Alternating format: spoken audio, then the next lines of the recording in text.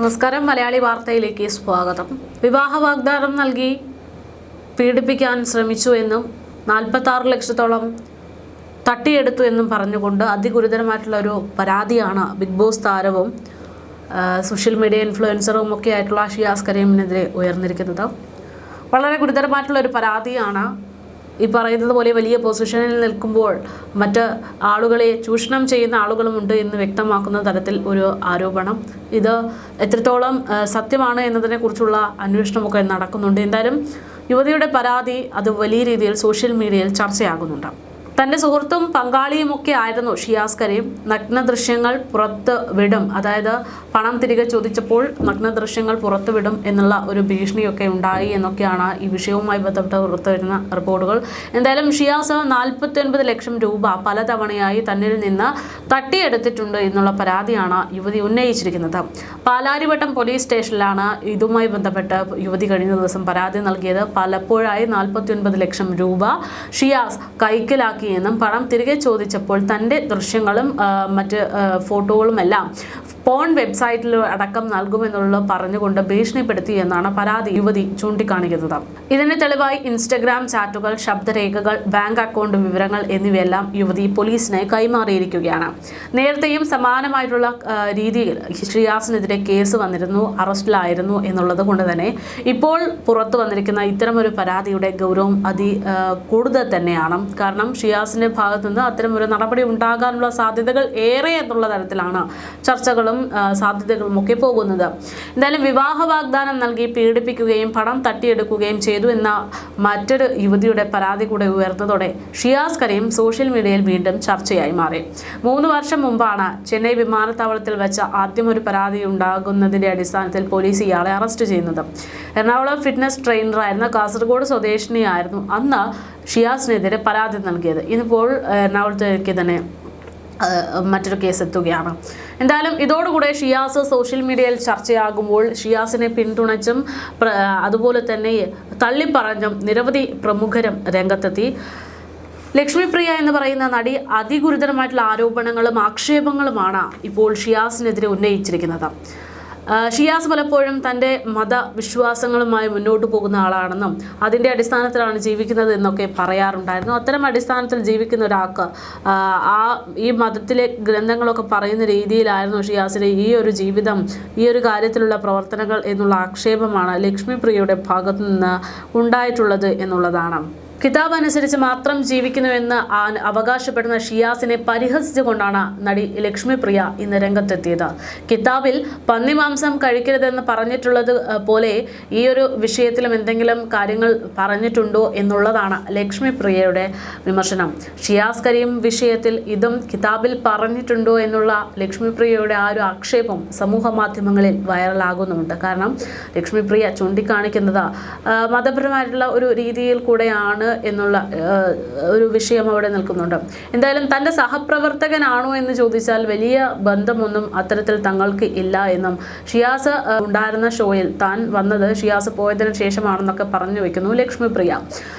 ഇത്തരത്തിൽ വലിയ രീതിയിൽ ആക്ഷേപങ്ങളും പരിഹാസങ്ങളും ഒക്കെ ഷിയാസിനെതിരെ വരുമ്പോഴും തൻ്റെ പ്രിയതമനെ ചേർത്ത് പിടിക്കുകയാണ് ഷിയാസിൻ്റെ ഭാര്യ എന്നുള്ളതും ശ്രദ്ധേയമാണ്. ലൈംഗികാരോപണ വിവാദത്തിൽ ഭർത്താവിന് പൂർണ്ണ പിന്തുണ അർപ്പിച്ചുകൊണ്ട് തന്നെയാണ് ദർഫ ഇന്ന് രംഗത്തെത്തിയത്. 60 വയസ്സുള്ള ഒരു സ്ത്രീ നൽകിയ പരാതിക്ക് പിന്നാലെ ഷിയാസിന്റെ തന്റെ പേരിൽ പ്രചരിപ്പിച്ച ശബ്ദ സന്ദേശങ്ങൾ എഡിറ്റ് ചെയ്തതാണ് തങ്ങൾക്കെതിരെ ഇത്തരമൊരു കാര്യങ്ങൾ പ്രചരിപ്പിച്ചിരിക്കുന്നത് എന്നാണ് ഇപ്പോൾ ഭാര്യ വ്യക്തമാക്കുന്നത്. അങ്ങനെ വ്യാജ പ്രചാരണം നടത്തിയതിൻ്റെ തെളിവുകൾ തങ്ങളുടെ കൈവശം ഉണ്ട് എന്ന് ഷിയാസിന്റെ ഭാര്യ ദർഫ സമൂഹ മാധ്യമങ്ങളിലൂടെ വ്യക്തമാക്കുന്നു. ഇൻസ്റ്റഗ്രാം സ്റ്റോറിയിലൂടെയും കമന്റിലൂടെയുമാണ് ദർഫ ഇത്തരം പ്രതികരണങ്ങളൊക്കെ നിലവിൽ നടത്തിയിരിക്കുന്നത്. ആരോപണം ഉന്നയിച്ച സ്ത്രീക്കൊപ്പമുള്ള ചിത്രം പങ്കുവെച്ചുകൊണ്ടാണ് ദർഫ ഇൻസ്റ്റഗ്രാമിൽ രൂക്ഷ ഭാഷയിലുള്ള മറുപടി പ്രതികരണം നടത്തിയത്. ഞങ്ങളുടെ കൂടെയുള്ള ഈ പ്രായമായ സ്ത്രീക്ക് ഇങ്ങനെയൊരു മുഖമുണ്ടെന്ന് അറിഞ്ഞിരുന്നില്ല. ഭർത്താവ് ഇട്ടിട്ട് പോയി, കാമുകന്റെ കൂടെ മക്കളും പോയി, ഉമ്മ വീട്ടിൽ കയറ്റിയിട്ടില്ല, എനിക്കാരുമില്ല. ഷിയാസ് എനിക്ക് എൻ്റെ മൂത്ത മകനെ പോലെയാണ്, നിബാസ് 2ാമത്തെ മകനാണ് എന്നൊക്കെ പറഞ്ഞുകൊണ്ട് തങ്ങളോടൊപ്പം നിന്ന ആളാണ്. ദർഫയ്ക്ക് എൻ്റെ മകളുടെ പ്രായമേ ഉള്ളൂ, മോളാണ് പോലും, ഉളുപ്പുണ്ടോ തള്ളേ എന്നൊക്കെ ചോദിച്ചുകൊണ്ടാണ് ഈ സ്ത്രീയെക്കുറിച്ച് ദർഫ പറയുന്നത്. സ്വന്തം കഴിവ് കൊണ്ട് വേണം ഫേമസ് ആകാൻ എന്നും ദർഫ പറഞ്ഞു വെക്കുന്നു. അല്ലാതെ മറ്റൊരാളുടെ പെരടിയിൽ തൂങ്ങിയാകരുത് ഇത്തരം ഫേമസ് ആകാനുള്ള പ്രവർത്തനങ്ങൾ എന്നുള്ളതാണ് ദർഫയുടെ മറുപടി. ഷുഗറും പ്രഷറും അല്ലാതെ നിങ്ങൾക്ക് വേറൊന്നുമില്ലല്ലോ എന്നും എന്തായാലും നന്നായിട്ടുണ്ടെന്നും ഞാൻ തന്ന പണവും സ്വർണവും നിനക്ക് തന്നെ ഓസ്കാർ ആയിട്ട് വച്ചോ എന്നും പാവം കല്യാണം കഴിഞ്ഞത് അറിഞ്ഞില്ല എന്നുമൊക്കെയാണ് ആക്ഷേപം.